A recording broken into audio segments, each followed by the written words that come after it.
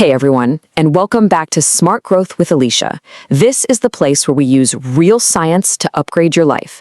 And today, man, we are diving into something huge, a trend that is just all over the self-improvement world, the so-called dopamine detox. So if you're tired of all that fake internet advice, the wellness trends that sound amazing but have absolutely zero science behind them, yeah, you're in the right place. Go ahead and hit that subscribe button right now. I mean, you've seen it everywhere, right? The promise is so simple and so massive. They say if you just stare at a wall for 24 hours, you'll completely reset your brain.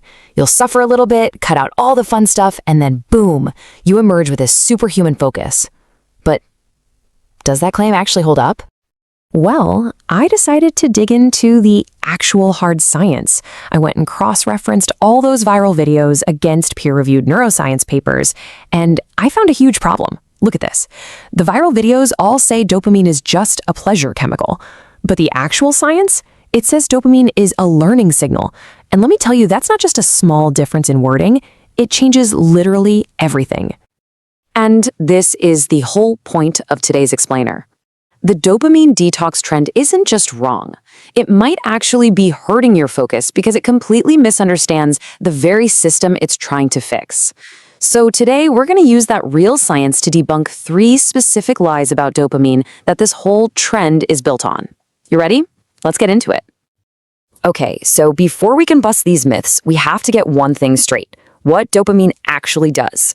And for a second, I want you to forget everything you've heard about pleasure. The science points to its primary job being something called a reward prediction error. It's basically a signal that fires off when reality doesn't match what you thought was going to happen. You get a way bigger reward than you expected, that's a dopamine spike. You get less than you expected, that's a dopamine dip.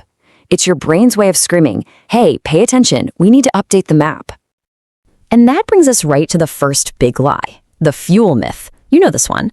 It's the idea that your brain has this little gas tank of dopamine, and you just burn through it all day by scrolling on your phone, so you have to stop and let it refill. Sound familiar? Yeah, but here's the thing. Dopamine isn't fuel. It's way more like your brain's GPS. See, it's not the gas in the car, it's that little voice telling you to recalculate the route. Every time you do something, your brain makes a little prediction about what's going to happen. If it turns out better than you thought, bam, dopamine fires and reinforces that action. So it's not about being full or empty, it's all about what that signal is teaching your brain to want to do next. Okay, so if dopamine is the GPS and not the gas, then the whole core idea of a detox, just starving your brain, starts to look pretty shaky, right? And that leads us straight into myth number 2, which might be the most popular one of all, the starvation myth. The idea that you can just deprive yourself into a total factory reset. But what does the science say? Well, a recent study from Northwestern University completely torpedoes this idea. They looked at how we learn from negative experiences, and they found that trying to shut down your dopamine signaling isn't a reset button at all. In fact, their words were, cutting it out completely can do more harm than good. Yikes. And here's why that's so important. See, dopamine isn't just about chasing the good stuff. It's also absolutely critical for learning how to avoid bad stuff. It helps us pick up on cues that signal trouble and helps us adapt when our environment gets a little shaky. So trying to starve your brain of this signal doesn't reset anything. It just disrupts a fundamental survival process. You're not resetting your system, you're just turning off your GPS in the middle of a totally unfamiliar city. Not a great idea, right?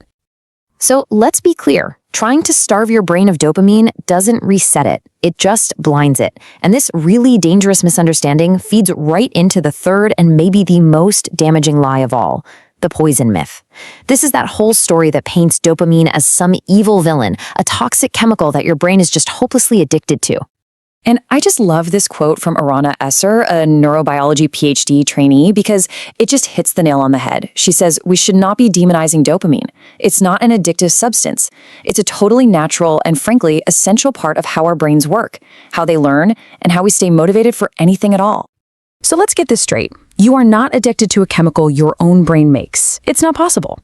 What's happened is that you've just trained your brain's reward system through a lot of repetition to expect a quick, easy reward from really low-effort stuff, like scrolling.